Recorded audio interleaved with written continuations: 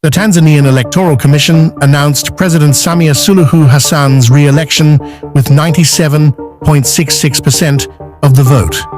However, opposition groups and observers have disputed the results, alleging widespread irregularities, intimidation, and vote manipulation. The ruling party denies wrongdoing as international partners call for transparent verification of the electoral process.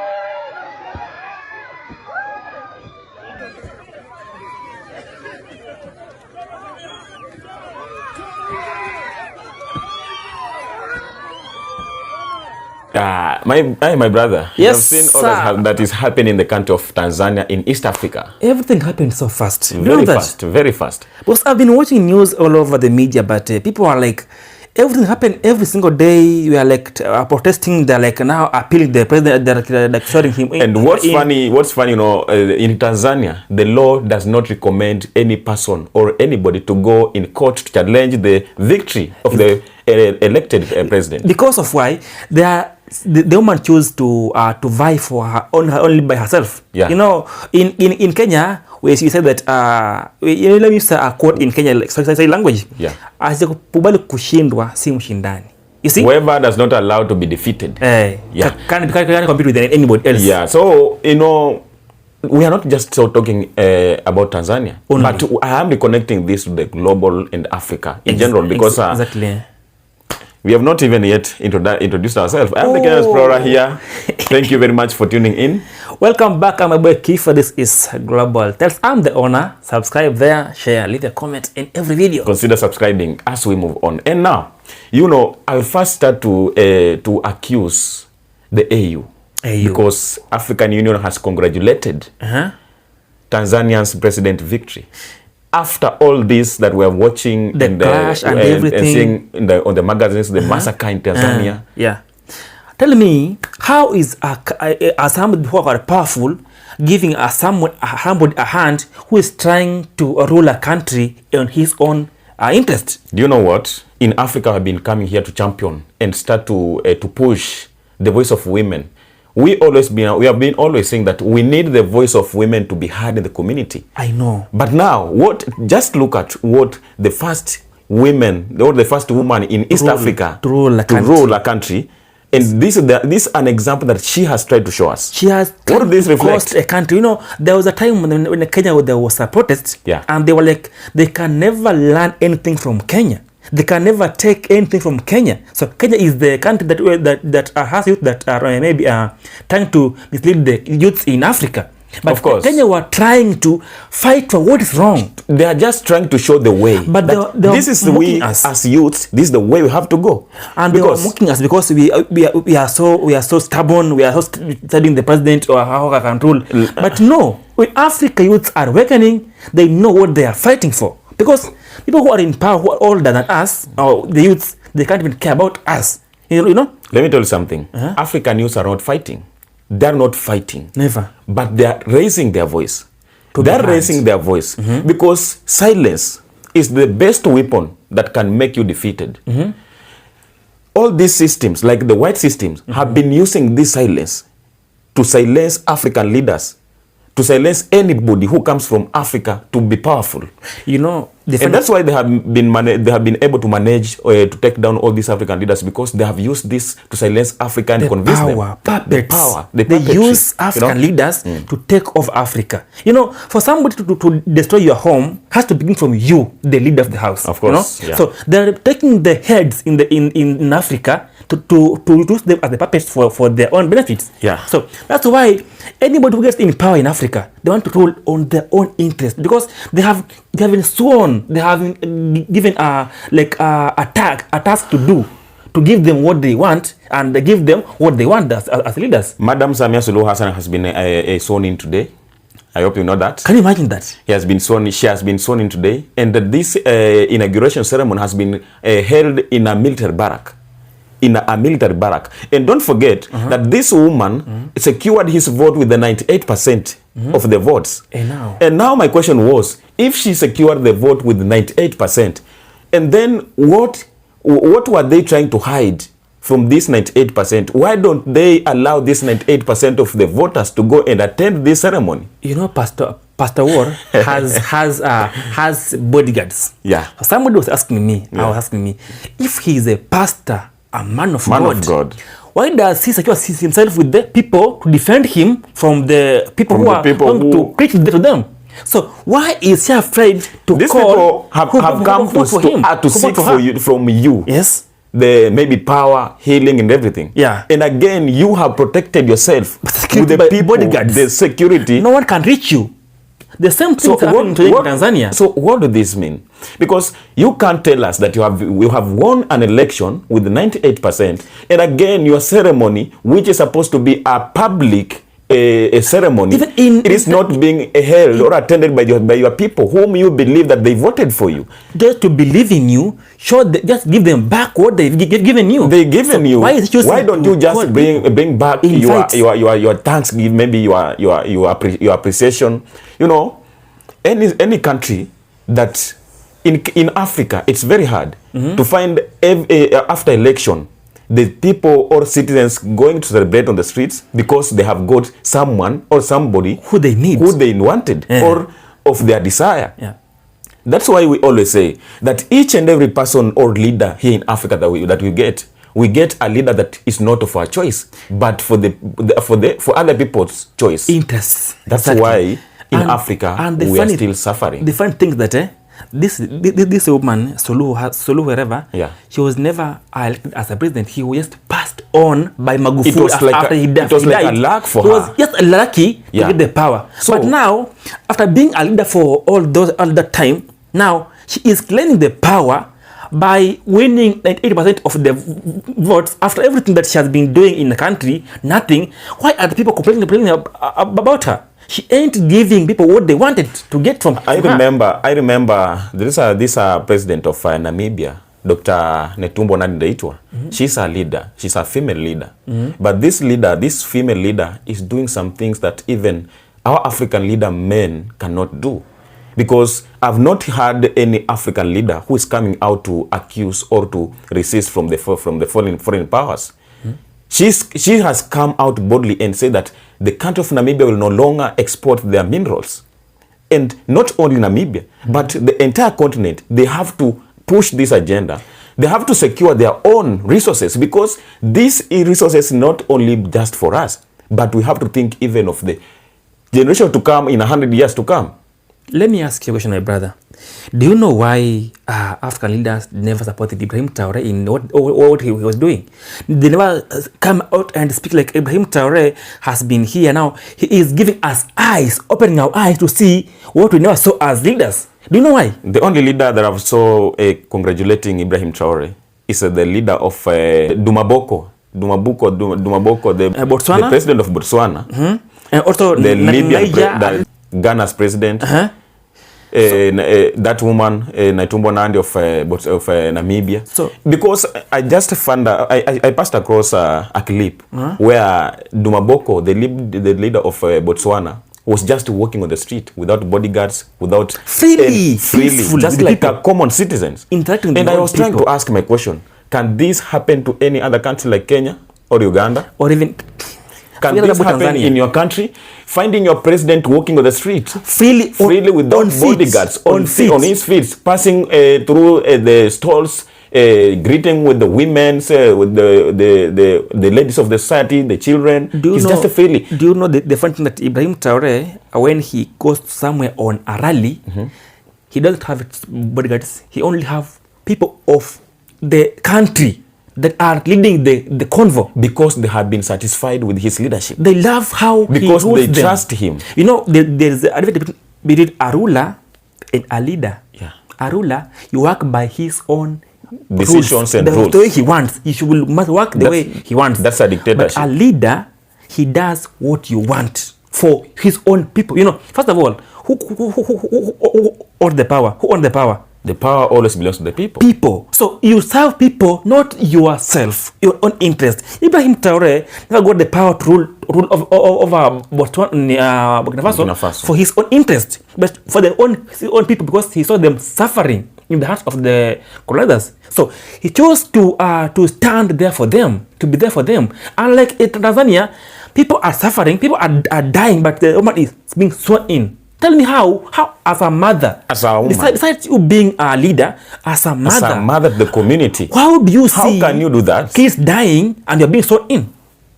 When Africa grow, Africa open their own eyes to develop their own country on their own rules, on their own purpose. That is so frustrating, and this is a lesson that we as Africans, you know, I always say that without our freedom fighters, or the people who are the pioneers or who the founders died for us, who died for this freedom that our leaders are playing with, then maybe some of us, we would have not been living the free life, like we are today, like we are in today. Yeah. So I always believe that even this death that we're watching on the streets of Africans will never go in vain. I believe that maybe this is a way of liberation. You know, African youths, they choose one thing, one way, one direction to awake. Not just political, but to awake to build a new generation for themselves. You know, in the next in the next 1 decade, we'll have kids who will be behind us. If we don't build our country today, we will suffer in those years because we don't build our country today. So it's either you're fighting or not. Julius Malema once said that we might not be there when Africa will unite. We might not be there when Africa power will rule. But the people who will be there will salute us for the courage and for all that we are building today. We are today fighting for this. We are today working for this today that we are coming to speak about, because there are some people who started this achievement, these movements. There are some people who started like Patrice Lumumba, like Kwame Nkrumah, who advocated this freedom that we are fighting for today. They knew that they were not fighting for themselves. Anything that they never expected something in return. They were doing it for people. For people. Not for the That's why today, I always say, I was not there when Patrice Lumumba was ruling Kwame Nkrumah. But why are we speaking living about freely? Them? Yeah, why are we speaking about they have the legacy? It is always say that the history will always remember the best leaders. Always, forever. Always, the history will never forget you. So today, as a leader, what will you do for the history to remember you? You know, and it's funny, the history will always remember the best leaders, and it also remembers the bad leader. Okay, today, everybody knows the leadership of Idi Amin of Uganda. Yeah. Everybody knows the leadership of King Leopold of Belgium. Everybody. Why do the history remember King Leopold? Because of his genocide in Rwanda and Congo. Every leader has their own story. Every leader has their own. They build their own legacy. Yeah. So it's either positive or negative. Let me talk about Magufuli. Magufuli led the country for a short time, but he has a very strong legacy than anybody in Africa. Let me talk about Ibrahim Traore. Ibrahim Traore has been leader for many years, very few years, but now he has a very big impact to the youth of Africa than anybody who has been in power for over 10 years. Than Yoweri Museveni of Uganda has been there for 40 years. He came there to lead people, not to lead him, that to show that he has power. So all I can say, and all I will say, is that all that is happening today in Africa, the African youths are not fighting, but they are claiming what belongs to them. And this voice that is echoing today in African land, this is the only spirit that we can use, that we can have, if we are only need to make Africa continent the best place. Because if we continue to remain silent as how the system are silencing us, then it means that even our generation in 100 years to come, they will come to live under the damages that we are creating today. You know, Tanzania has showed us the difference between the power that is maybe loud, the power that is maybe silent. The time of Magufuli, there was power, but it was silent. Yeah. Peaceful leadership for people. But now, this lady, Suluhu, has shown us loud power. He is grabbing power, by force. Either you like it or not, he must rule. You see, because if he was somebody who has been given power by his own people, he would have called a ceremony for his whole in a country. Public occasion, everybody in a public space. Even it has a very big fields to host the event. But now he chose to put an event in a barrack. Why? Security. Don't forget today, our female dictator has been sworn in, and that is what we are talking about today. So, how long will we continue living like this as Africans? Because our African freedom fighters fought so hard with the colonizers to bring back the freedom of Africans, to bring back the voice of the people, to bring back the voice of the people so that they can be able to make their own choice, but not living under the people's choice, under some people's choice, but not their own choice. You know, Paul Biya has been leading the country for the longest time ever, you know. Since 1984. But imagine, and he is old.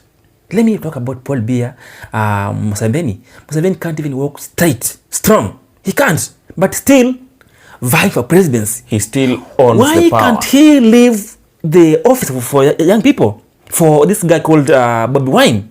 Or I don't know, right? In Uganda, member parliament are so old, can't even walk straight, but they're still in the office. When will the youth get the power, the seat in the office? When will the youth stand and defend their own youth? PLO Lumumba once said that no matter how good dancer you are, but once you take time, you stay long on the stage, people will get tired of you. Just get boring. So, no. This is the time of change. You know, Kenya have had many presidents. Let me talk about Uhuru.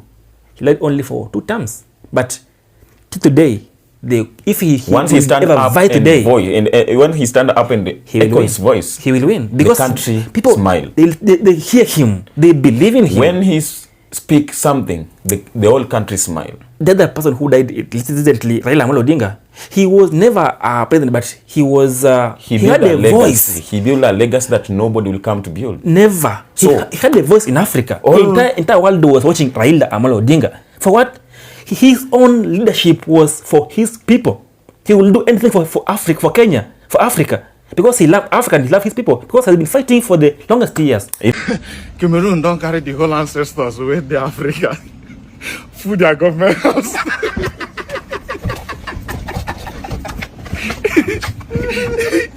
President 92. Minister 87. House of Reps 60. The whole ancestors were full Africa. The day Cameroon government house.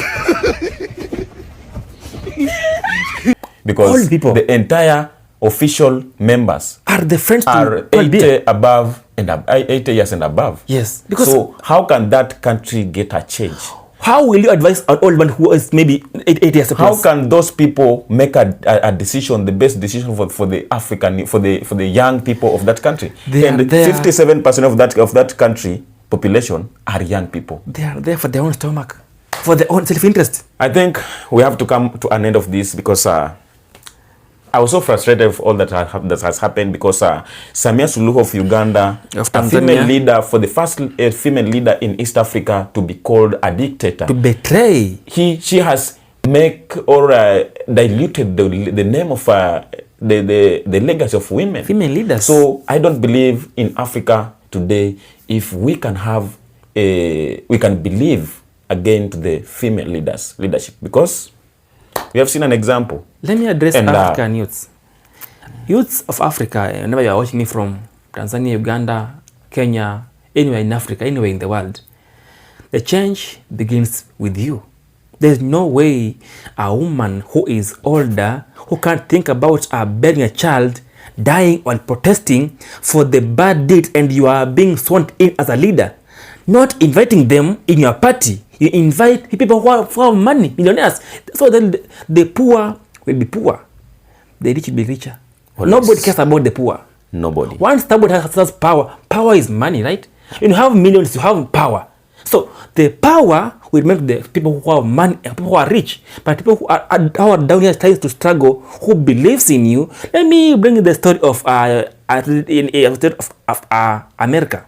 They believe in Trump But Trump is powerful, right? No, right? Yeah. But people who vote for him were people who had low class people, low class farmers. But now they are crying after voting for him. They believed in him after giving them their fake promises.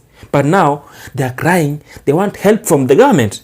And Trump never had the best interest for the people. Never. He only there had to the lie, interest to push his close friends, the rich to make billions of money, to benefit, to make the rich people to benefit from the government, but nothing more. So what is happening in America happened in Africa long time ago, and it's still coming back after all those years.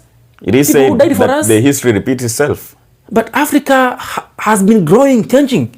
So Tanzania will be the first country to show us peace, that they have grown, they have on another level, rather than becoming here and making us feel like we just looking at them and we're like, why are you doing this to Africa? Africa is trying to grow, to achieve things, to make a move, develop. But now you are seeing oppressing the poor, the ground, while you are rising to the sky. All I can say is that Africans are tired. Africans are tired, and now it's our role and our duty to make a decision.